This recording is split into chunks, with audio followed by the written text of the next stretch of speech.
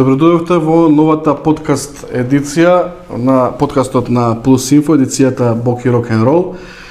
Јас сум Мартин Богатиновски и денеска имаме доста интересен соговорник во нашето студио. Тоа е, веднаш ќе го представам, отец Марко Манојлович, парохиски свештеник во Македонската православна црква.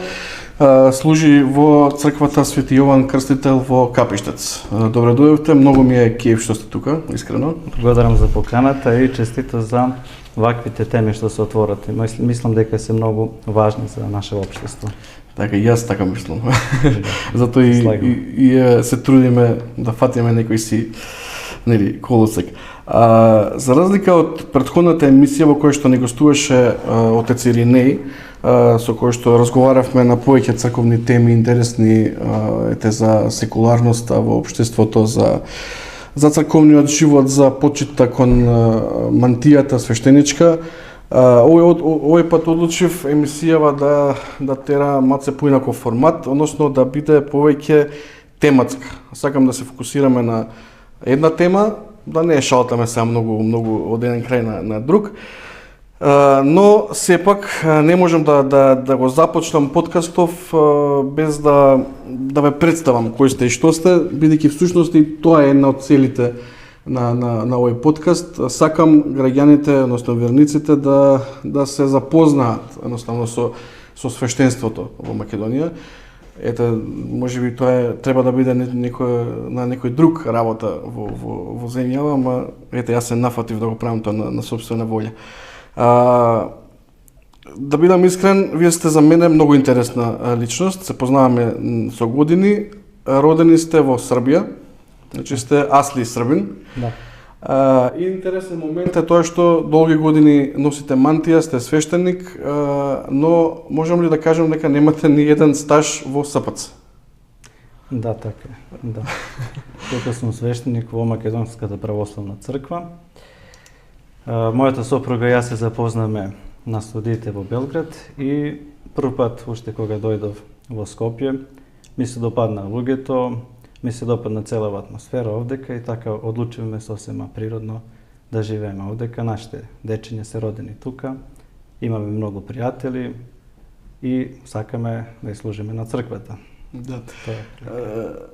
Кога реков интересна личност, освен другите квалитети што ги поседувате, и тоа што го спомнав дека сте србин, не го спомнав случајно, туку затоа што во тој момент кога вие дојдовте во Македонија и да живеете и да бидете свештеник тука, тука состојбата на црковен план не беше баш сјајна и не цветаа баш ружи, затоа што баш во тој период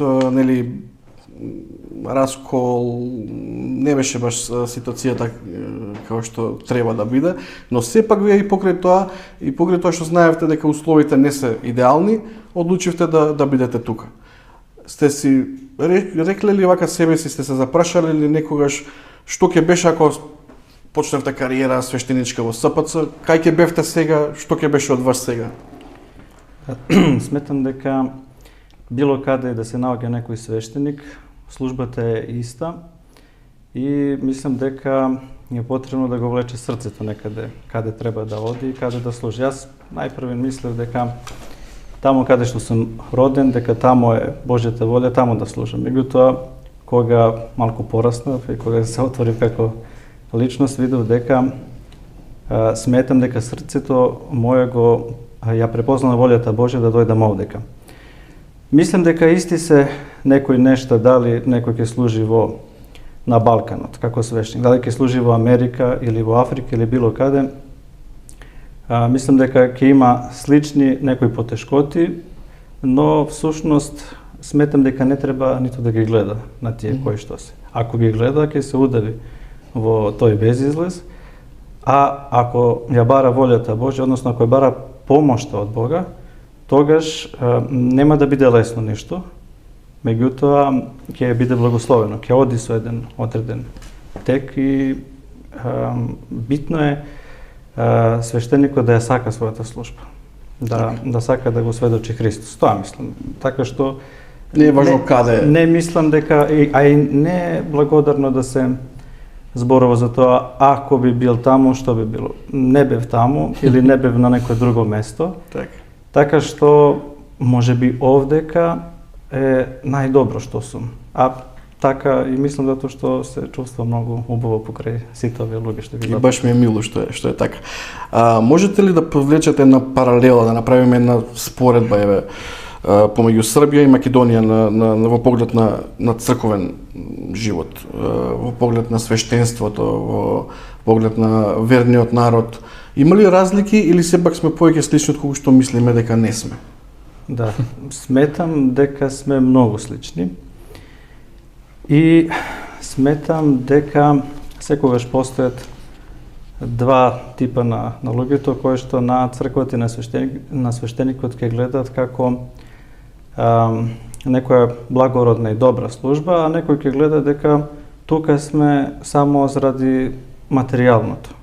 Така ќе ви наведем еден пример, кога бев трета или четврта година веќе на православен богословен факултет во Белград и се сретнав случајно со мојот наставник од основното училиште. И тој ми спомна, добро направи затоа што тука има пари. Јас дали бев многу наивен, меѓутоа сметам дека доколку некој сака да биде свештеник, себе си треба да се замисли дали сака да служи литургија, дали сака да биде во олтарот, дали сака да му ја принесува бескрвната жртва на Бог за осветување на тој верен народ и на целиот свет. Или го гледа тоа како бизнес? Да, како професија. Да, сметам дека тука тоа е една иста слична атмосфера, но прв пат тогаш со некои 21-2 години се освестив дека некои луѓе така гледаат на мантијата, на свештенството, што морам да кажам, никогаш ниту ни помислив дека некој може така да ја посматра мантијата, таква служба. Токму затоа и реков дека сте ми многу интересна личност, што ве познавам и знам дека искрено сте вложени во ова што го правите. Пред да преминеме на главната тема, вие ги спомнавте тие типови на ваши колеги кои што те гледаат пари во ова. Не на колеги, туку на луѓето кои што сметаат дека луѓето кои што се можеби и надвор од црквата, а ја гледат можеби црквата на еден или на друг начин. Да. Луѓето и тука ги интересира тие работи како живее еден свештеник, еден поп. Парохијски свештеник кој што има своја парохија. Како да се биде парохијски свештеник? Може ли накратко да ни објасните како функционира еден ден кога сте на служба, на дежурство? Имате, еве сега ќе земам пример, гробишта. Море од споменици, каде што вие имате поделено територии, од овој гроб сум јас, од тој гроб си ти, или како функционира тоа во пракса? Да.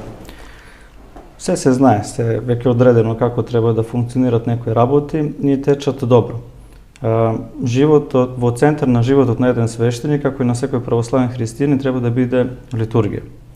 Се останато што го прави свештеникот ќе биде да се насочи некоја света тајна или некоја молитва да го донесе тој човек пак на литургија. Тоа значи би почнало од неделна служба, значи се служи литургија, се причестуваме сите. Затоа велам дека свештеникот најпрвен е литург. Тоа значи дека служи литургија. Зошто служи? За да може да ги причести сите луѓе. А за да би можел да ги причести сите тие луѓе кои што доаѓаат, мора да ги крсти прво, да ги миропомаза, мора да ги венча. И друг цел еден куп на други молитви што може да се случат, меѓутоа секоја таа треба да биде поврзана со литургијата, затоа што литургијата е како еден прозор кон вечноста. И на литургијата го чувствуваме вкусот на вечноста.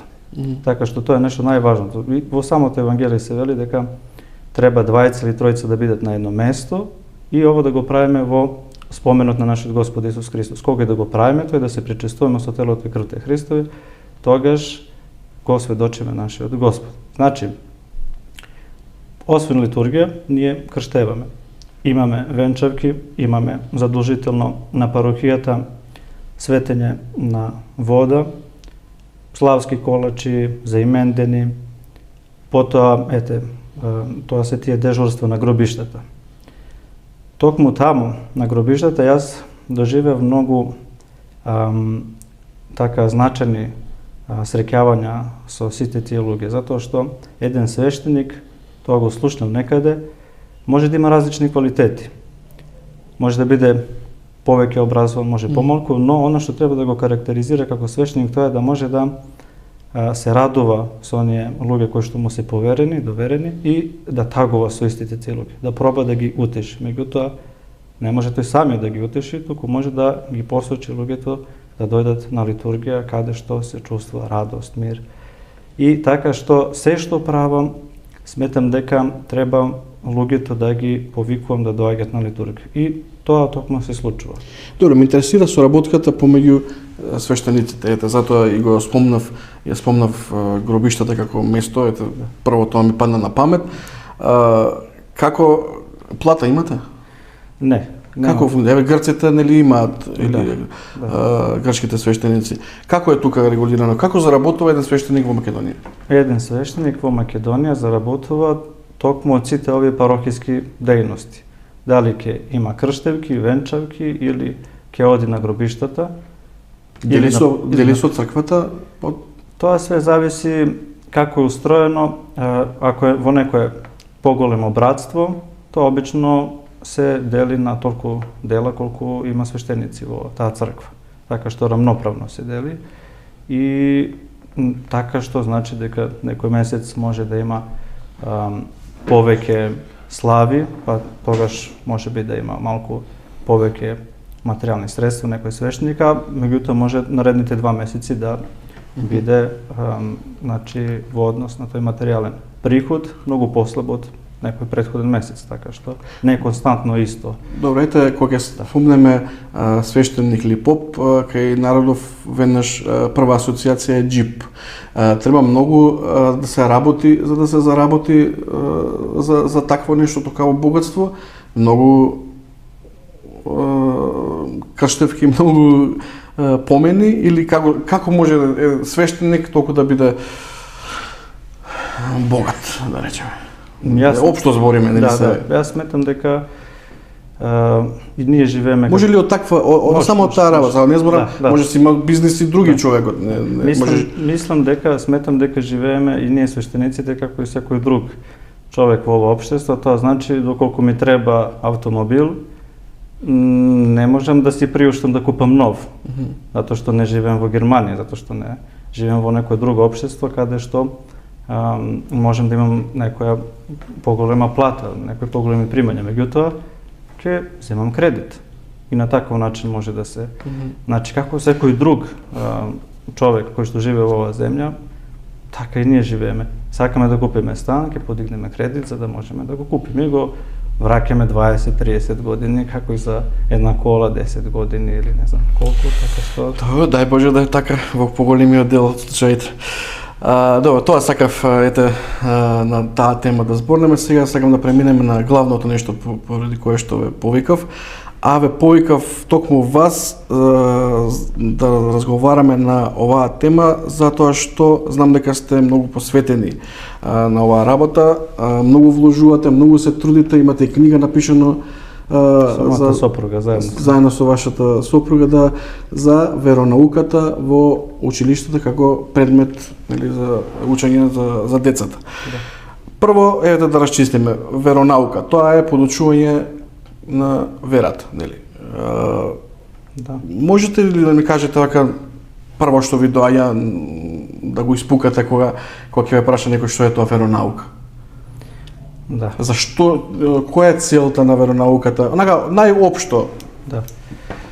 Веронауката зборува за Бог, за црковните работи, да ги доближи на луѓето тие нешто кои што не се многу познати. Сметам дека е многу важно да се има веронаука и во еден образовен систем, Зашто? школски, затоа што јас сум дете на веронауката. Во 2001 година се воведе веронаука во образовниот систем во Србија и тогаш се запишав во гимназија, природно-математички смер. И ден денес, значи 20 и неколку години, постои веронауката како предмет во основните и во средните школи, училишта. Така што познавам многу луѓе што почнале да одат во црква, затоа што некои погрешни представи што сме имале за црквата и за верата на веронауката ми се разјасни. Така што би ги издвоил сите тие вероучители кои што поминале, најпрвен еден стар свештеник кој почина сега, тој ми беше прв вероучител и тој беше многу благ човек, убаво ни објаснуваше, не викна да дојдеме на литургија, уште првиот час и ние 10-15 средношколци отидовме и ни беше интересно и од тогаш веќе немам излезено од олтарот. Значи од првата година од гимназија. Тој беше предавач во средно училиште? Тој беше вероучител, да. Многу брзо се смени, па дојде некои двојца помлади теолози. Тоа сакам да ја прашам, дали мора да биде свештеник тој што ќе им предава на децата или теолог? Кој треба да ги држи тие часови? Тие часови треба да ги држи еден теолог, бидејќи било кој друг човек, историчар или не знам етнолог или од некоја друга сфера нема да може да ги пренесе, така сметам, сите тие суптилни нешта кои што постојат во црквата. Имаме ние разлики и меѓу самите христијани, православната црква меѓу римокатоличката, меѓу протестантската и меѓу други православни цркви. Тоа не може да го одолови, и мислим дека има плюс за вероучител, ако е свештеник, тој има плюс уште едно искуство со работа со луѓето, со малечки деца, со проповеди, така што мислам дека тие се поискусни. Тоа е сега без некоја намера да мислам дека некој друг кој што не е во мантија дека нема да може да извршува таа вероучителска служба. Напротив, овие двајца помлади теолози кои што почнаа да ми предават после свештеникот Душан, беа исклучителни луѓе со исклучителни дарови. Едниот им помогна на многу наркомани за да се вратат на прав пат, исто преку црквата. Другиот имаше дарови да пее, некои манифестации правеше, така што собираше луѓе од целата Србија и така што во секој сегмент пак ќе дојдеме до литургијата и дека се што учиме, што проповедаме, треба да не донесе на таа заедничка служба. Така. Јас не знам, не сум фатил да имам веронаука како предмет во моето образование. Не знам како е во Србија, но што точно се учи на тој час? Што се предава? Има ли програма која што дека нас ние немаме во Македонија такво нешто? Да. Во Србија има како изборен предмет веронаука. Веројатно сте запознаени таму како се одвива тоа. Сите учат, односно сите предавачи, теолози предаваат исто на сите деца или секој по своја си тера како ќе му дојде програмата да. Најдобро е да може да се предава по некоја програма и мислам дека од самите почетоци на веронауката во Србија беа донесени некои програми, можеби беа сменети некои или малку во совршувани, меѓутоа постои цела една програма од првото одделение, од основното училиште, па до 4-та година во средните училишта, така што треба да и просто е невозможно да се предава без некоја програма, но сепак сметам дека секој вероучител треба да ги познава и тие деца, да биде и добар педагог и да може да ги доближи сите тие нешта што треба да ги предава конкретно на тие луѓе. Нема да биде исто предавање во едно школо или во некој друго, или во поголем град, или во помал. Значи, ќе има своји некои специфични моменти. А кој одредува што точно ќе учат деца?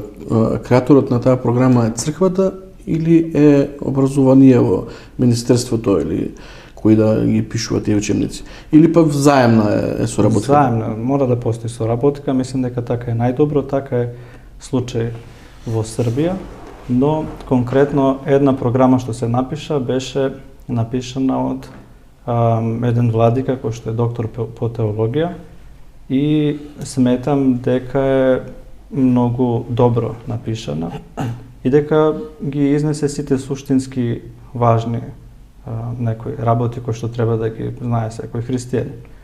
И сега се сеќавам на една конференција кога имаше еден собир на вероучителите во Белград, тогаш некој отворено се јави и го праша тој владика како може таа и таа тема да се зборува за смртта во, не знам, прво оделение во основно училиште. А тој му одговори, тоа го имаше посочено во таа програма баш за тој час, дека со некои најосновни примери. Тоа детенце имало некое пиленце кој што го добило од неговите родители, па тоа некако некој мачор го фатил, па тогаш тоа починало. И на таков начин со најпрости примери да се долови дека овој свет е пропадлив, минлив и дека треба да се врземе за нешто што е вечно. И затоа сметам дека веронауката е многу важна, затоа што на едно детенце може да му понуди конкретно ова. Ке свати дека му е важно на Бог, дека Бог го сака, дека Бог се распнал за него, дека воскреснал за него, ја покажува својата љубов действително. И така човек доколку се формира уште од мали нозе, мислам дека ќе нема некои психички некои проблеми во животот. Ќе биде по сериозен и ќе му биде поблагодарен на Бог. Сакам да кажем конкретно, нема да паѓа во некој оче или во некоја депресија. Доколку ќе каже јас сум личност која што вреди и ќе знае да ги почитува сите други луѓе без разлика на која нација или на која вери припаѓаат. Има ли случаи, барем во Србија, па ќе кажам дека во Македонија не можеме да има ли случаи кога родителите не се верници, не одат во црква, што знамо, некоја си нивна причина, комунисти се, небитно. А детето нивно сака веронаука и посетува веронаука. Има ли такви случаи? Сте сретнали ли вие? Многу такви случаи. Стварно? Многу и она што е позитивно, тоа е доколку го прифатиме, доколку верата ја прифатиме на еден здрав начин, тогаш можеме да ја пренесеме на другиот пак на еден здрав начин. А тоа е, животот е радост. Треба да се радуваме. Доколку сме христијани, ние треба да се радуваме. И треба да знаеме уште една работа. Доколку сме христијани, ние сме срекни луѓе.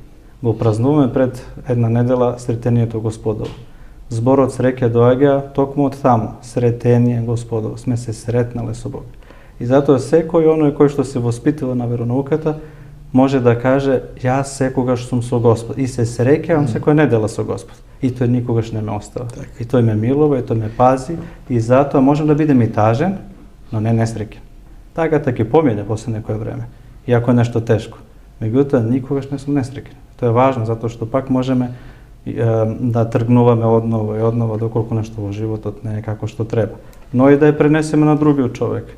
Таа радост. Тоа е оно што му потребно на овој свет, што христијанството може да и му и нуди, а тоа е радост овдека која ќе премине во една вечна радост. Така. Пред да ве прашав што со одржен час по веронаука, кои теми се одработуваат, но избрзавме со муабетот, не ми го одговоривте. Зашто учат децата поточно? Теорија, предпоставувам, од молитви до свештенички чинови, што им се предава на децата? Еден час започнува со една кратка молитва. Или Оче наш, или Царо небесен, или некоја друга таква молитва која што е молитва пред учење, или така, значи за напредок. И после тоа имаме ние 2000 години еден долг историски период кога се напишани многу книги, така што секој вероучител ги користи сите тие средства кои што ги има од 2000 години. Значи ги извлекува во еден концентрат, во таква една состојба концентрат од целата, можеби една книга да извлече нешто да им објасни на децата или на повозрастните. Значи се учи и за празниците, и за службите во црквата, и за свештенството, монаштвото, и за догматите на црквата, за каноните, за обичаите.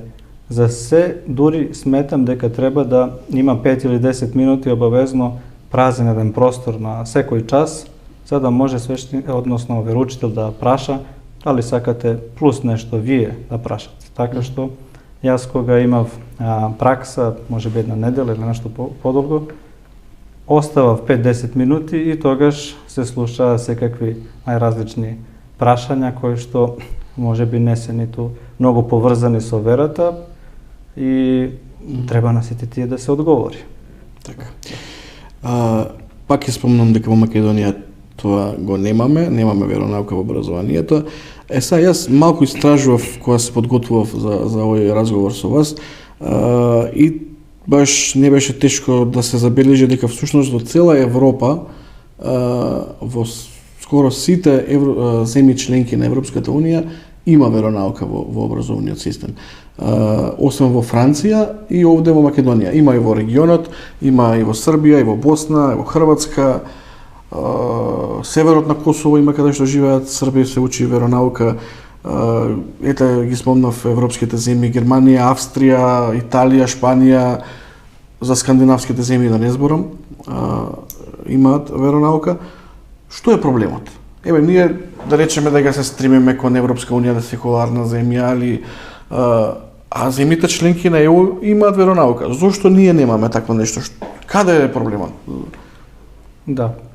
Па сметам дека треба за секое нешто што е добро, сметам дека да се внесе веронауката во образовниот систем, дека е многу добро и ќе има позитивни ефекти и за тоа треба да се има слух од министерствата, од владата и треба да им се презентират, можеби, како сега вие што ги спомнавте, можеби уште и подлабоко во таа држава вака се организира, во ова на таков начин. И да се представи како можеби еден семинар, кои се позитивните нешто што ќе се добие со веронауката, а кои се негативни. Јас сметам дека негативни не може да постојат. Сметам дека само позитивни ефекти. Политичка е причината поради која што немаме веронаука? Па сметам дека треба да постои некоја иницијатива, значи посериозна, дека и да се изнесе зошто е тоа важно да се има веронаука. И пак да има една соработка помеѓу државата и помеѓу црквата и државата. И да се види кој модел да се одбере. Затоа што претпоставам дека не е ист модел на веронауката во некоја има два модели, нели има. Скандинавските земји и Велика Британија има еден модел, регионов има друг модел. Тука е дали црквата да има удел или повеќе државата да има удел. Јас сум за тоа црквата да ги води тие работи, како што тоа го доживеав и видов, значи црквата во секоја епархија да се поставува некој човек координатор кој ќе биде главен како директор за тој одсек и преку него да одат сите средби со вероучителите и да се внимава сериозно што се предава, како се предава, кој се прима за вероучител, да просто не може несоодветна личност да предава, како и за било кој друг предмет. Да. Имаме доволно кадар расположен, искрено расположен да работи со деца веронаука во Македонија, ја зборам? Сметам дека сите се расположени да почне веронаука. Не зборам за предавачи, да имаме таков кадар кој што би озеле плюс обврска во својот живот да има часови во некој училиште. Тука може да има плюс еден занимлив исто момент. Во Србија има многу жени кои што предаваат веронаука. И се запишуваат голем број. Затоа што тие не може да станат свештеници. А завршиле теолошки? Завршиле теолошки и тука може да се пронајдат и сметам дека можат да се остварат и како педагози, и како вероучители, и да се пројави и искрена љубов помеѓу тие вероучителки и помеѓу децата. И сметам дека кога би се вовела веронаука овде во нашиот образовен систем, дека многу повеќе луѓе би се запишувале на Богословски факултет, особено и жени, девојки и жени кои што би можеле после да предаваат во сите школи, основни. Ситуацијата со веронауката во Србија, како што видов, 2018 чинам дека беше направено да биде да се бира помеѓу веронаука и граѓанско право, граѓанско образование. Мислам дека така беше предметот, како изборен предмет. Тоа од самиот почеток, меѓутоа сега веронауката освен како изборен предмет стана нешто како на една грана пониско. Значи на еден чекор пониско. А како? Не знам кои се причини. Тоа така се случило со некои одлуки од Министерството на образование. Меѓутоа, фактички, секој вероучител останува тука каде што е и пак предава. Значи, за него не се менува ништо. Туку само дали е обавезен предмет, изборен или нешто како, не знам, некој изборен предмет кој што е уште на пониско ниво ставено. Така нешто, али не е отфрлен, не е исфрлен. Каква е ситуацијата тука? Вие сте дел од Македонската православна црква, се зборува ли оваа работа помеѓу вас, свештенството или не знам, помеѓу владиците се чепка ли оваа работа да се воведе веронаука? Има ли расположение, се согласивме двајцата дека има, веројатно. Да. Ама некакви делувања дали има, дали некој со некога разговара на оваа тема, Да. Многу од свештениците почнале да предаваат веронаука во своите парохиски цркви. Тоа некои го прават со години и тоа има многу добар ефект и многу присталици. Во парохиските домови, да.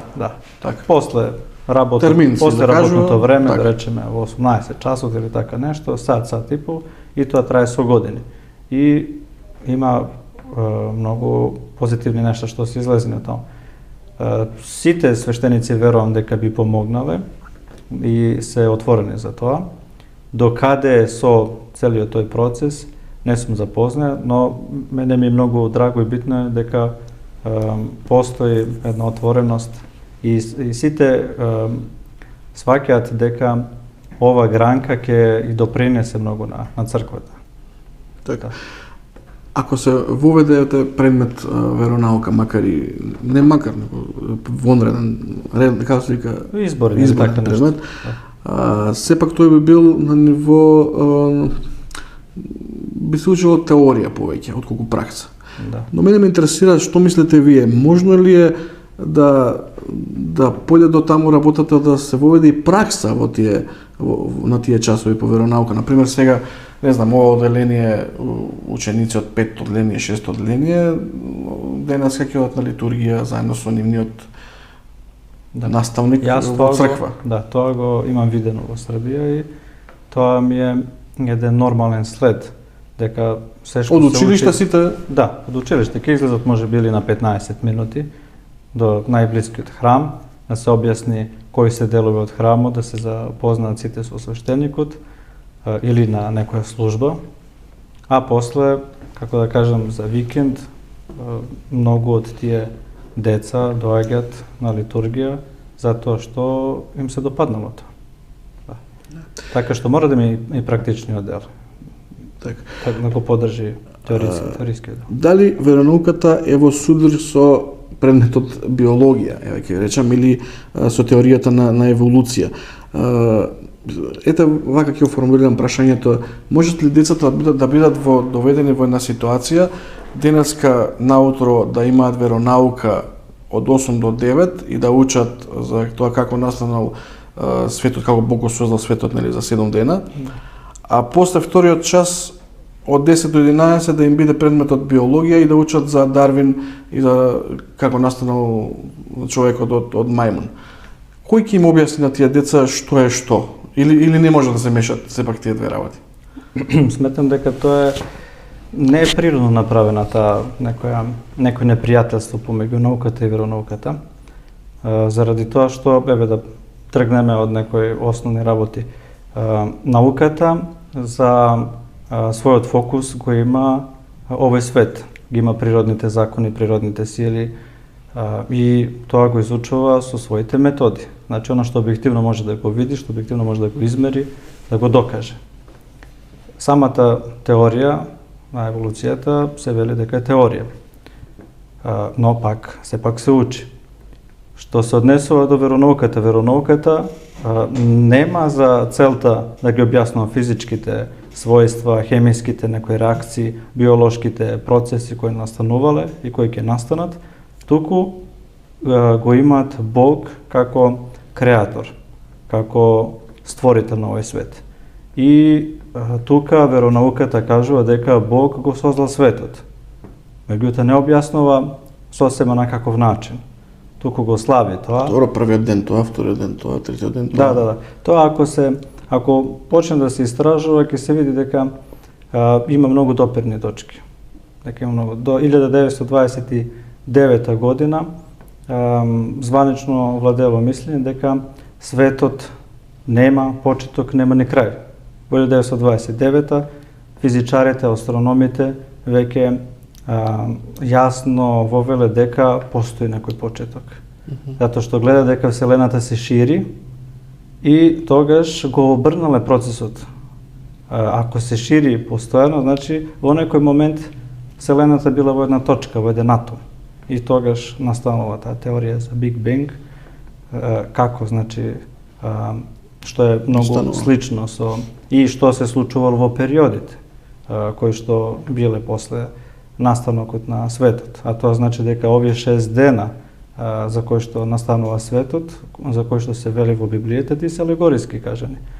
Значи, еден период, кој што може да трае илјадници години, милиони години, но меѓутоа се зборува дека настанало едно друго трето, од кого? Од Господ. Тоа е целата разлика. Се согласувам. Да, се согласувам со вас. Но пак ќе се вратам на практичниот дел. Како на дете од третот, четвртот линија ќе му ги објасните овие работи? Не може тоа дете да го свати баш како што вие, мислам, како што се. Еве ќе дам глупав пример. Доаѓа детето од школа и му викам: сине, што учеше денеска? Па на веронаука учев, не учеа дека Господ го создал светот за 7 дена, после биологија имавте, па имавме. Па на биологија учевме дека човекот настанал од мајмун. Да, како тато и вака може да настане? Што треба јас да му објаснам како родител на тоа дете? А да не биде во збунки. Да. Целата приказна зошто тоа го слушна на објаснување, зошто пред 1929 година научниците велеле дека светот нема свој почеток ниту крај, е затоа што би се поставило едно очигледно прашање. Ако има почеток, кој го создал тој почеток? Ако има крај, што ќе биде после крајот? Кој го создал мајмунот? Ова теоријата, значи, на нашиот креатор, Господ, Бог.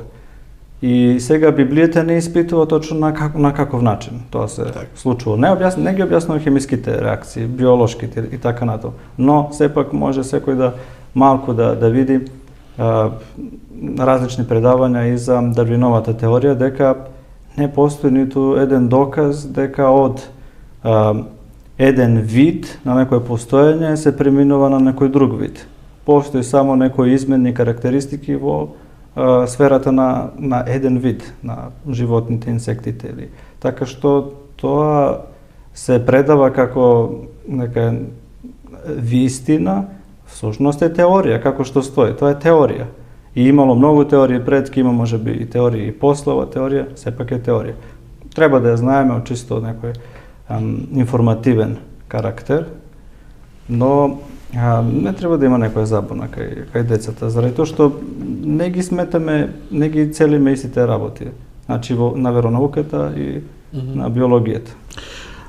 Колку преку веронауката децата можат да се наведуваат на социјални активности, да посетуваат болни, да научат да делат со посиромашните врсници своји деца, да се учат на милостина.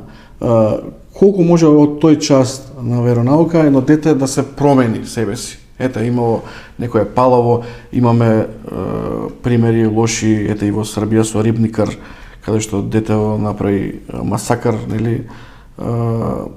Колку може таа веронаука да влијае во развојот на едно дете, тој процес од дете кон возрастен човек? Да. Може многу, но да не претеруваме и да не сметаме дека ќе биде некој магионичарски трик и дека веднаш ќе се случи некоја голема промена, затоа што црквата учи нешто што науката го потврдува, тоа е еден светител, Свети Порфири Кавсокалевит, вели да се образува еден човек, една личност, тоа почнува со неговото зачнување. Кога жената е бремена, дали го сакала, дали го милувала својот стомак, дали му пееле, дали му се молела на Бог, дали го сакала неговиот татко, дали ти живеле во хармоничен однос. Потоа кога ќе се роди, пак да тие со љубов да го воспитуваат. И пазите, треба да помине 6 години едно детенце да дојде, или 7, да дојде во една школска клупа.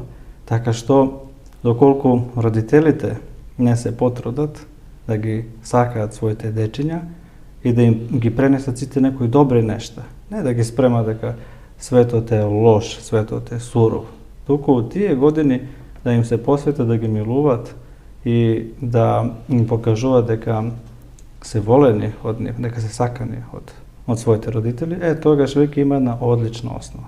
После тоа одиме во школа, каде што учителот е исклучително важна личност. Доколку тој пак ги сака тие своји ученици, пак одиме на една позитивен смер. Доколку вероучителите исто ги сакаат своите дечи, пак одиме. И сето тоа оди додека не се формира една личност. Доколку, не знам, да помине адолесцентско доба.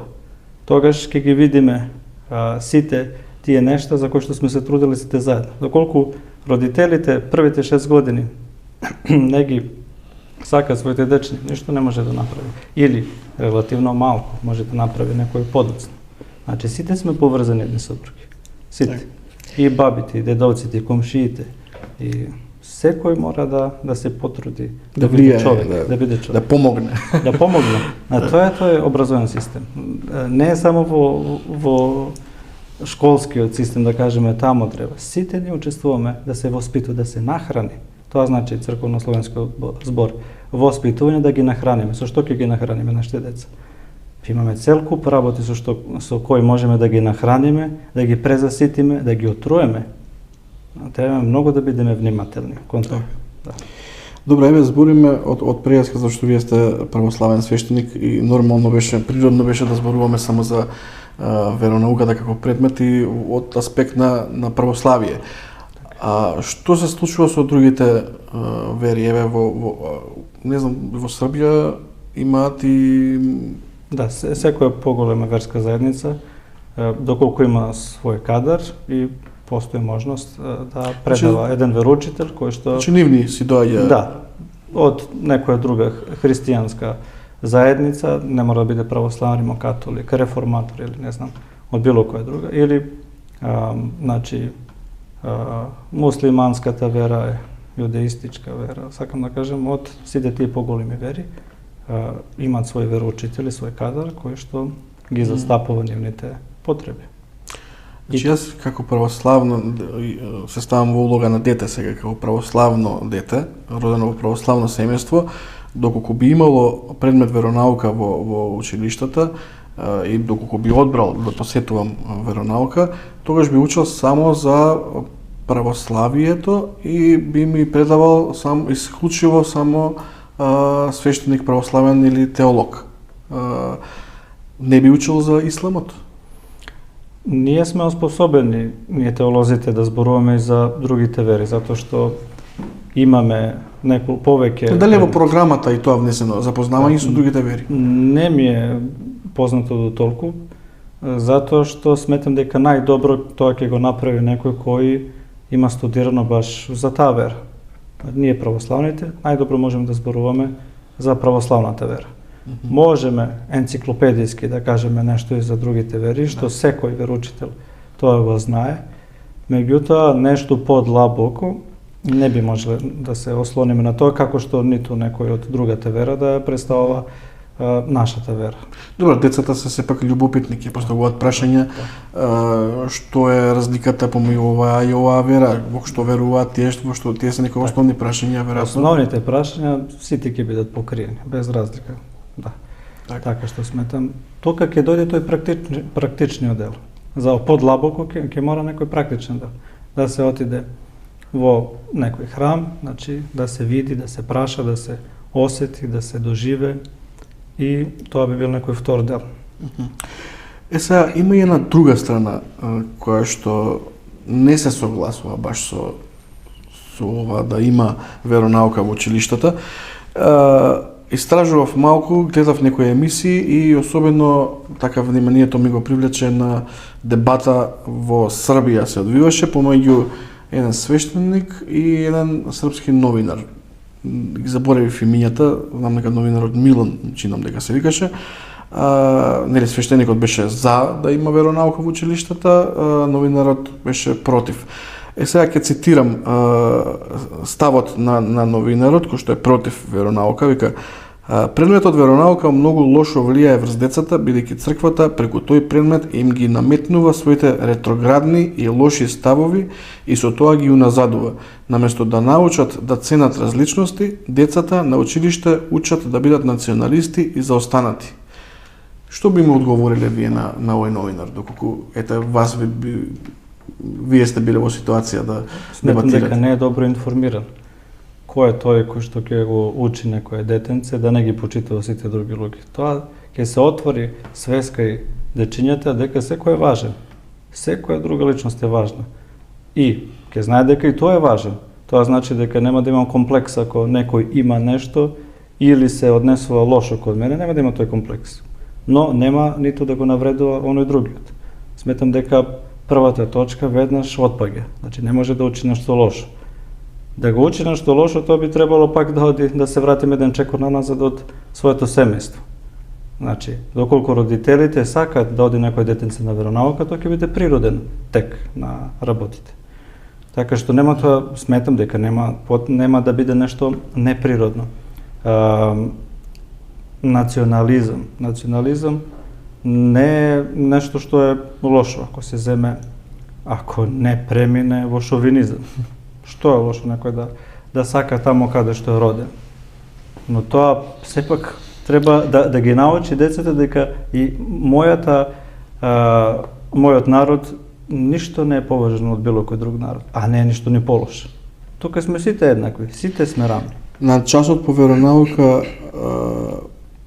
ќе се надоврзам на оваа изјава на новинаров. Што би му кажал теолозите или свештениците на детето кои ќе прашаат дали таткото и мајката се родител 1 или родител 2, или дали може да има двајца татковци или две мајки. Во тој мислам дека поглед мислеше новинарот дека ќе бидат заостанати, ќе уназадат децата, во тој поглед не прифаќа ги различностите. Црквата има јасен став околу тие работи. Веројатно и децата на училиште би биле дел од тоа предавање. Видите, ние преку телевизијата, преку сите медиуми и преку нашето учество во сите структури општествени, сето тоа што постои го гледаме. Доколку не го учиме тоа на веронауката, ќе бидеме посиромашни за нешто плюс, да знаеме и да видиме. Доколку не прочитаме уште некоја книга, ќе бидеме посиромашни. Ово што го гледаме, што го видиме, што ни се кажува и што ни се објаснува, тука го гледаме. Но дајте да ги видиме сите можности кои што ги имаме. Тогаш секој ќе одлучи како ќе се постави. Сепак треба секој да биде внимателен и да се почитува секоја личност. Но нема да биде еден чекор наназад. Ќе биде обогатен, ќе има 2 видика, или 3, или плюс некој, па ќе може и самиот кој ќе порасне да си бира, што е и слобода, што оно што ни го дава Господ. Да. Ете и за крај, многу брзо ми помина разговоров. Спомнавме на почетокот дека заедно со вашата сопруга, со попадиката Милка Мануеловиќ, имате издадено книга. Се вика Православна веронаука за деца низ приказни. Испечатена во 300 примероци и за жал или за среќа сите примероци се распродадени. Кажете ми околу да ја зизнав книгата и да ви кажам се воодушевив, чисто колку е полна, богата и со цртежи за секоја возраст на деца, и за помали, и за поголеми, и со приказни многу суштински и интересни. Како ви доде идејата за такво нешто? Што не знам, не сум сретнал барем тука кај нас нешто сличен таков проект да биде. Ние сме прочитале многу вакви учебници кои што веќе постојат во Србија и сме одлучиле да направиме во време на короната кога беше. Сме имале малку повеќе време. И во карантин, дома затворени, пишуваш што ќе правиш. Да. Тогаш едно сме посветиле неколку месеци, можеби 6-7 месеци, за да се направи една книга која што има околу 100 страни, да не биде многу комплицирана, а да не биде ниту сега разводнета, току да најдеме некоја средина. И затоа од тие 10 делови од таа книга имаме обавезно во секој дел и оној кој што е за помали деца и оној дел кој што се за поголемите дечиња. Сите тие приказни се авторски. Значи ние ги измислуваме. Вие ги измисливте сите приказни? Тоа сега да ве прашам, дали ги собравте или? Не, сите тие приказни се авторски. Сите тие цртежи пак се авторски, затоа што сме замислили како да изгледа некоја композиција, да се вклопи со таа приказна. Оној дел кој што се однесува на догматиката, кој што се нарекува лекција 1 до 10, тие делови не се измислени сега ние нешто да паметуваме, туку се концентрирано во кратки реченици представени најважните догмати и најважните канони од нашата православна црква. Но и прилагодени за деца. Прилагодени и на еден начин за помала возраст, за да може да се разбере. Да. И се очекува во иднина нешто ново издание, препечатување? Ние сакаме да работиме и понатаму, да има дополнително издание, значи ова да се дополни и да не застануваме тука. Да одиме и на втор дел, трети дел, да речеме за средношколци и можеби за луѓе кои што веќе се повозрастни. Тоа е некое замислување кое што сакаме да се оствари доколку ќе се прожи некоја таква можност. Да. Добро, фала ви многу за вашето присуство тука денеска, баш уживав во разговоров, се надам дека и вас ви се допадна, а и верувам дека и на вас ви се допадна. Ако е така, стиснете subscribe и следете не на нашиот YouTube канал, тоа е plusinfo.mk. Пријатно!